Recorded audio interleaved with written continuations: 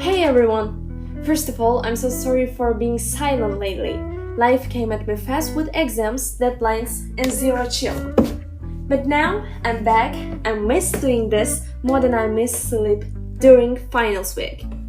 So thank you for your patience, and let's jump right into one of the most ancient and tragic love stories ever told. The tragedy of Pyramus and Thisbe. And by the way, welcome to Eternal Echoes! Oh my god, what's happening here? In today's episode, we are heading to ancient Babylon, land of the myth, mystery, and one of the history's oldest forbidden love stories. Our subject, as we said, Pyramus and Thisbe, their love story. If you have ever wondered whether Romeo and Juliet had a prototype, the answer is yep.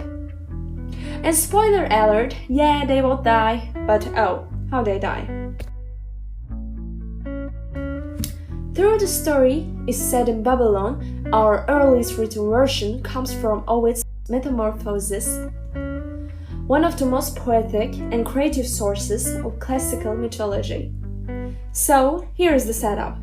Pyramus, the hottest guy in town. Thisbe, the most beautiful girl in the city. Because of course, every myth needs that power couple vibe. They live in neighboring houses, but their families are bitter enemies. Classic, your love is not allowed situation. Still, the two find a way to talk through a tiny crack in the shared wall between their houses. And yes, it's basically the mythological version of sliding into someone's DMs. Nowadays, it's emojis and voice notes. Back then, you whisper into a stone wall crack. Peak romance.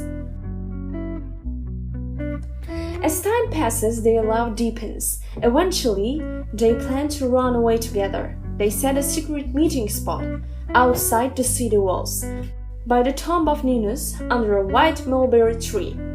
Yes, it's spooky. The ancient wives were all about Roma. Thisbe arrives first, but suddenly, cue plot twist, a lioness with a blood-stained mouth appears. Terrified, Thisbe runs, dropping her veil behind. The lioness sniffs it, smears it with blood, and leaves. This is where the misunderstandings begin. Pyramus shows up later, finds the bloodied veil, and assumes the worst. Thisbe is dead. And in true tragic fashion, he draws his sword and stabs himself in heart. Yes, that escalated quickly. The blood from his body stains the white mulberries, turning them red. Thisbe returns, sees Pyramus dying and devastated, uses his sword to end her life as well. They final wish to be buried together, and that wish is granted. Why does this story matter? Because it's one of the oldest tragic love stories in Western literature. Shakespeare definitely knew the myth. In A Midsummer Night's Dream, he even parodized the tale. But in Romeo and Juliet, he reveals its emotional depth. Enemy families, secret love, a fatal misunderstanding, double tragedy. Pyramus and Thisbe are the blueprint. Their love, miscommunication, and devotion echo through centuries of literature. So, in the end, Pyramus and Thisbe isn't just about doomed lovers and dramatic endings. It's about the little cracks that let love in, even when the world says no. And maybe, just maybe, it reminds us that behind every wall, there might be a voice worth listening to. Thanks for being here.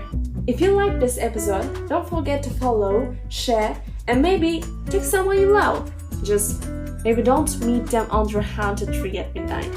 See you next time, where we explore another myth with mystery, magic. Goodbye.